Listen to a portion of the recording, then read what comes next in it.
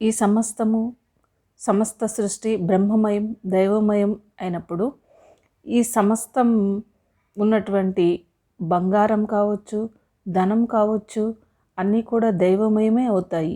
ఈ కాన్సెప్ట్ అనేటువంటిది ఒక చక్కని అవగాహనతో కూడినటువంటిది. ఎప్పుడైతే మనం ఈ కాన్సెప్ట్ని అర్థం చేసుకుంటామో మనలోకి సంపద ప్రవహిస్తుంది.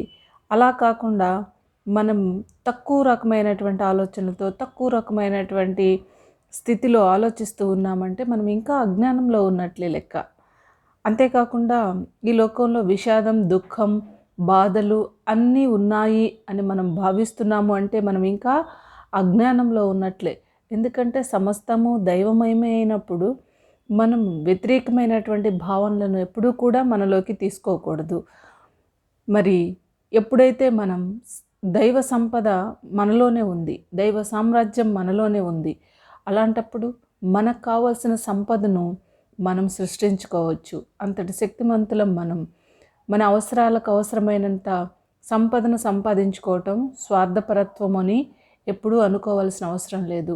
జీవితం అనేటువంటిది ఒక సాహసంలాగా, ఒక ఉత్సాహంగా, ఉల్లాసంగా ఉండే విధంగా, ఆనందమయంగా ఉండే విధంగా మనల్ని మనం తీర్చిదిద్దుకోవటానికే ఈ భూలోకంలో మనం అడుగుపెట్టాము.